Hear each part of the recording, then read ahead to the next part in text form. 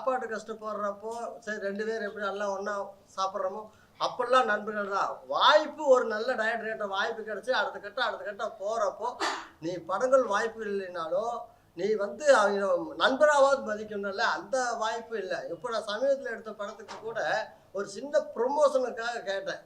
எல்லாருமே பேசுகிறாங்க, இந்த ஃபர்ஸ்ட் லுக்காவது ரிலீஸ் பண்ணி கொடு, இல்லை டீசராவது ரிலீஸ் பண்ணி கொடு, இந்த மாதிரி நண்பன் அடுத்த கட்டத்துக்கு போகிறதுக்கு முன்னால் எனக்கு ஒரு வாய்ப்பு ஒன்று கிடைக்கும்ல, அதை பண்ணி கொடுன்னு நான் கேட்குறப்போ மச்சா நான் பண்ணி கொடுத்தேன்னா வெற்றிமாறன் சாரோட அசிஸ்டண்ட்டுக்கு எல்லாமே அடுத்த படம் பண்ணிட்டு இருக்காங்க மச்சா. அவன் பார் அவனுக்கு பண்ணுனா அப்போ எனக்கு பண்ணலையும் சொல்லிடுவாங்க பார்த்தியா.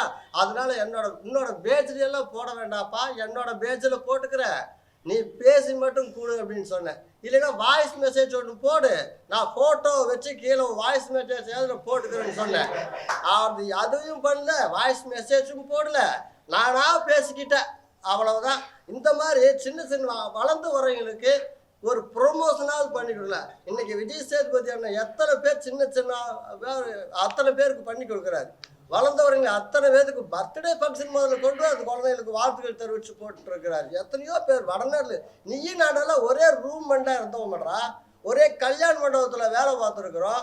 எத்தனை பேர் வாய்ப்பு தேடி காலில் விழுந்துருக்குறோம். இன்னைக்கு அடுத்த கட்டம் போகிறதுக்கு உண்டான ஒரு வாய்ப்புக்கு ஒரு ப்ரொமோஷனாவது பண்ணி கொடுக்க வேண்டாமா? அதானுங்க ரொம்ப கஷ்டம்.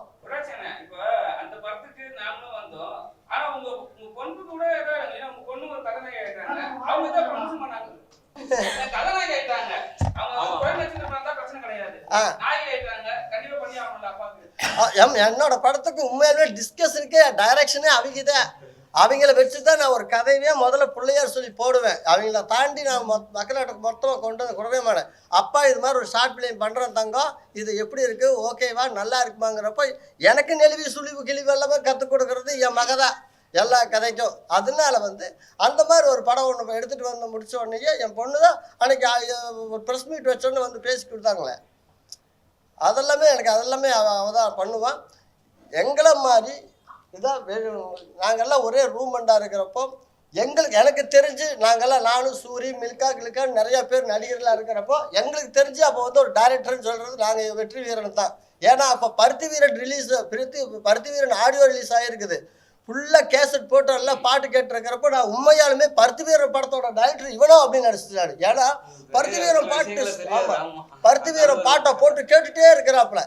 அன்னைக்கு எப்படி ஒரு பெரிய சினிமாவுக்கு ஒரு பெரிய பதிவாக பருத்தி வீரன் இருந்ததோ அந்த ஜேனரில் வெற்றி வீரன் கதையை சொல்கிறப்போ தமிழ் சினிமாவுக்கு சில அடையாளமான படங்கள் நிறையா இருக்குது. அந்த வரிசையில் சத்தியமாக சொல்கிறேன், இந்த பூ காய் கனி படம் பெரிய அடையாளமாக இருக்கும். எத்தனையோ பெரிய டைரக்டர்களுடைய படைப்பில் ஒரு சில படங்கள் கையுட்டு என்ற படங்கள் இருக்குது. அந்த வரிசையில் சத்தியமாக அந்த படம் இருக்குது. என் மகளுக்கும் நிறைய முன்னணி நட்சத்திரங்கள் கூட எல்லாம் நடிச்சிருக்கிறாங்க.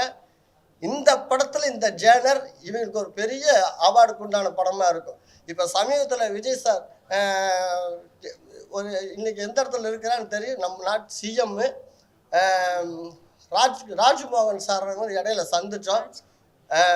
அவர் சொன்னார், இந்த வருஷம் உன் பொண்ணு அவார்டு வாங்குவாங்க பாரு அப்படின்னாரு. கரெக்டாக அந்த படம் கம்மிட்டு அவர் சொன்னது நடக்கும்னு நினைக்கிறேன். நன்றிங்க.